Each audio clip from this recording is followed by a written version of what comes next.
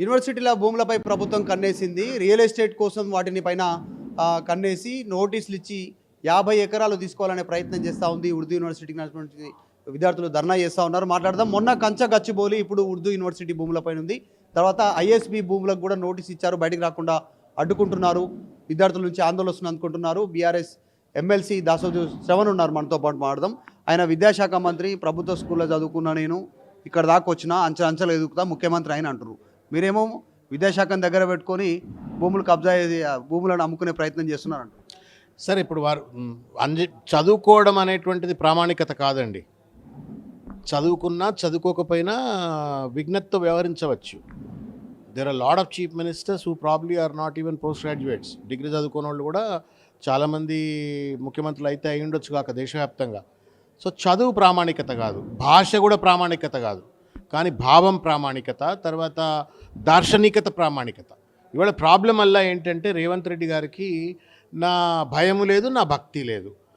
తర్వాత ఒక విద్యా వ్యవస్థ ఎట్లా ఉండాలా, ఒక ముఖ్యమంత్రిగా, ఒక విద్యాశాఖ మంత్రిగా, ఒక అభివృద్ధి చెందుతున్నటువంటి ఒక రాష్ట్రాన్ని ఏ రకంగా ముందుకు తీసుకెళ్లాలా అన్న దాని పట్ల ఏమాత్రం కూడా అవగాహన లేదు. అందుకే ఆయన మొత్తం విద్యా వ్యవస్థను ఇవాళ సర్వనాశనం చేస్తున్నట్టుగా మనకు స్పష్టంగా కనబడుతుంది.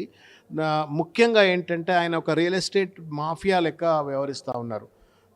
అదేదో ఇప్పుడు కుందేలు పిల్ల కనుక కనబడంగానే పైనుంచి గద్ద జమ్మన కింది కూరుకొచ్చి ఆ కుందేలు పిల్లనో లేకపోతే ఎలుకలనో తొండలనో ఇట్లా పట్టుకపోయినట్టుగా రేవంత్ రెడ్డి గారికి ఏడ ఖాళీ భూమి కనబడితే ఆడ జన్మని గద్ద లెక్క కిందికి వస్తున్నాడు. ఆ భూములను మా భూములు ప్రభుత్వ భూములను బోర్డులు పెట్టాలా, హైడ్రా అని బోర్డులు పెట్టాలా, భూమిని దొబ్బేయాలా, దాన్ని అమ్మేసుకోవాలా అన్నట్టుగా వ్యవహరిస్తూ ఉన్నారు.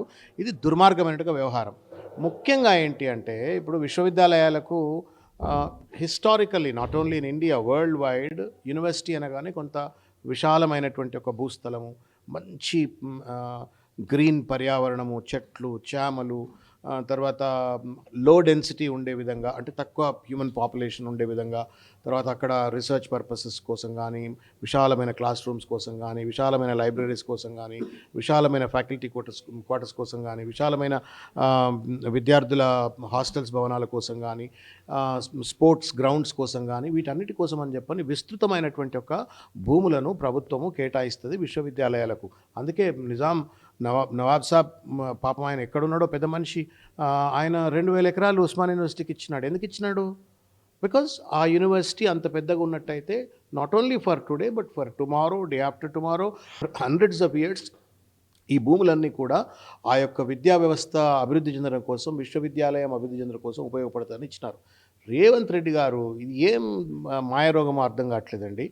ఆయన అధికారంలోకి వచ్చిన తర్వాత హైదరాబాద్ సెంట్రల్ యూనివర్సిటీ భూములు 400 ఎకరాలను కబ్జా చేసేసి అక్కడున్న చెట్లను నరికేసి, అక్కడున్న నెమళ్లను చంపి, జింకలను చంపి, రేర్ స్పీసీస్ను చంపి, ఫ్లోరాను ఫౌనాను అంతా విధ్వంసం చేసి ఒక బుల్డోజర్ రాజ్యం నడిపించి బెదిరించి అలా భూములను కబ్జా చేయాలని ప్రయత్నం చేస్తే thanks to the chief justice ఆయన పుణ్యమా అని చెప్పని సుప్రీంకోర్టు ఇంటర్వెన్షన్ కావచ్చు, తర్వాత హెచ్సియు విద్యార్థుల పోరాటం కావచ్చు, మొత్తానికి ఆ భూమి ఇవాళ కాపాడబడ్డట్టుగా ఉంది. కానీ ఇంకా కూడా గద్ద లెక్కనే చుట్టూ బుల్డోజర్లు పెట్టి తిప్పుతున్న పరిస్థితి.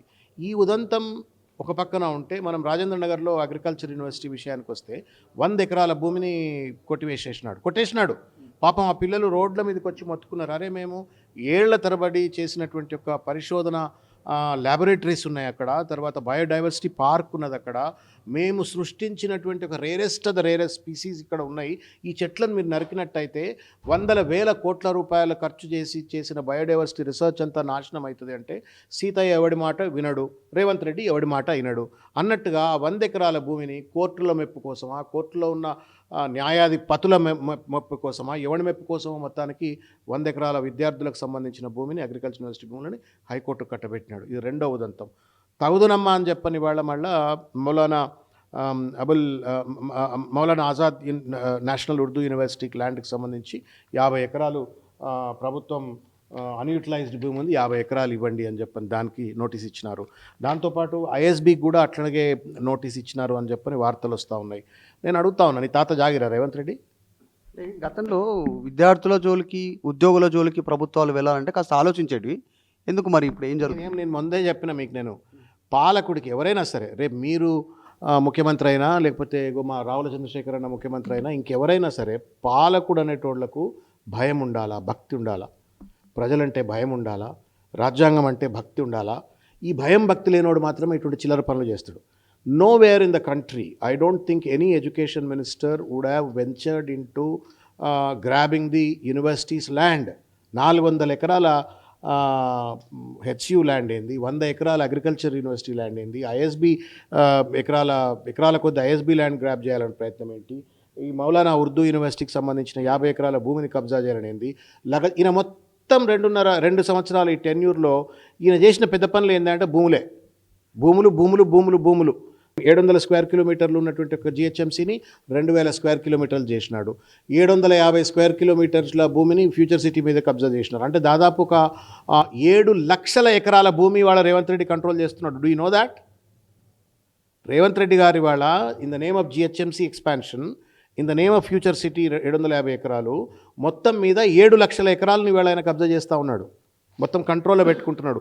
దాని చుట్టూ ఉండేటువంటి ఒక ఆర్థిక వ్యవస్థ, వ్యాపారం అన్నీ కూడా ఆయన గుప్పెట్లో పెట్టుకొని ఒక మాఫియా నడిపించాలని ప్రయత్నం చేస్తూ ఉన్నాడు. దానిలో భాగంగానే ఇవాళ హైదరాబాద్ సెంట్రల్ యూనివర్సిటీ భూములు, అగ్రికల్చర్ యూనివర్సిటీ భూములు, మను భూములు, తర్వాత ఐఎస్బి భూములు, ఇవన్నీ కూడా కబ్జా చేయాలని ప్రయత్నం చేస్తూ ఉండు. నేను అడుగుతా ఉన్నాను రేవంత్ రెడ్డి గారిని, సార్ మీరు you have come here to be a chief minister for 5 years. ఈ మధ్యలోనే రాహుల్ గాంధీ కోపం వస్తే అది కూడా ఊడిపోతుంది.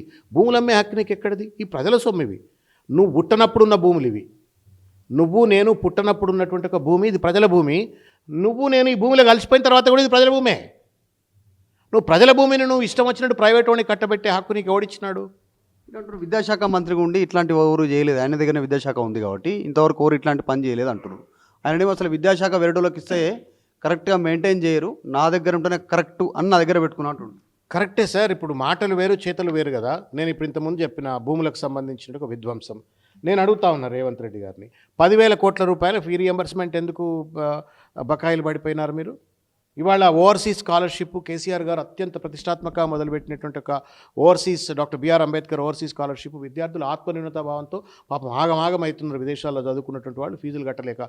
ఎందుకు బకాయిలు పడ్డావు నువ్వు ఇవాళ? ఎందుకు ఫీజులు ఇస్తలేవు నువ్వు ఇవాళ?